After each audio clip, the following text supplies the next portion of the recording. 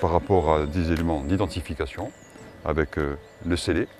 Donc chaque jambon qui est en appellation d'origine protégée est identifié avec un scellé particulier qui est attaché au jarret du jambon avec le logo du syndicat. Le logo, donc c'est la Corse avec le cochon, avec marqué Corsica dessus.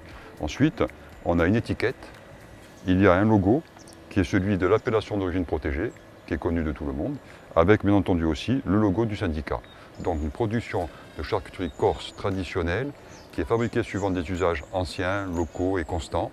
C'est identifié par ça. Donc c'est un produit qui est protégé à la fois par rapport à la dénomination, donc jambon sec de Corse, mais aussi par rapport aux usages de fabrication, de la naissance des animaux, de l'origine de cet animal, jusqu'à la transformation. Donc pour les autres produits, c'est exactement le même principe. Donc ces deux produits, voilà, ici on a de la cope, là on a le longe, sont marqués identifiés par un scellé particulier. Là c'est un scellé métallique en aluminium, où on voit au-dessus le logo du syndicat, la caractéristique du produit, AOP Coppa di Corsica, et bien entendu aussi l'étiquette qui doit être apposée sur le produit entier, obligatoire.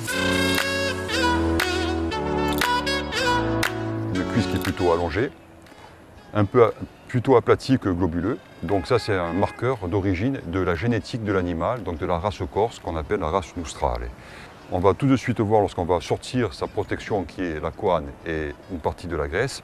Cette graisse va être de couleur rosée et on va avoir une qualité de gras qui va être à la fois sucrée, qui va un peu être onctueuse, un gras onctueux qui est aussi permet de voir que ce produit a été affiné. Et lorsqu'on le met en bouche, on va avoir une saveur tout particulière de douceur et la viande, elle est rouge, très soutenue, avec un persillé remarquable. Donc là, on a une cope qui a plus d'1 an. On voit surtout la couleur, le persillé de la viande, une couleur rouge soutenue, une texture si on touche qui est quand même ferme mais souple. Donc ça montre bien que c'est un produit qui est sec. Et bien entendu, c'est un gras qui est très onctueux. Alors le longe, c'est un produit particulier, toujours représenté par une partie de maigre et une partie de gras. Il ne peut pas être que maigre, c'est pas possible, ça ne renvoie pas aux usages anciens de transformation. C'est un produit là exceptionnel puisqu'il a été quand même affiné plus d'1 an. Alors il faut savoir que cette charcuterie est fabriquée en saison, pendant la période d'hiver. C'est une typicité du mode d'élevage en Corse que l'on ne retrouve plus sur le continent. Ces produits sont des produits qui sèchent, qui sont affinés.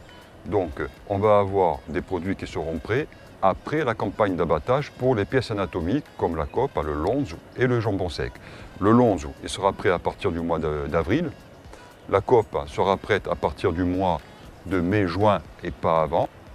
Des autres produits qui ne sont pas en appellation pour l'instant, à savoir le saucisson sec et en particulier le figaté, puisqu'on est en période d'hiver, c'est un produit qui est exclusivement saisonnier. Il ne peut pas y avoir du figaté en été, c'est pas possible. Et il ne peut pas y en avoir même au mois d'avril pour le faire rôtir parce que c'est un produit qui est frais.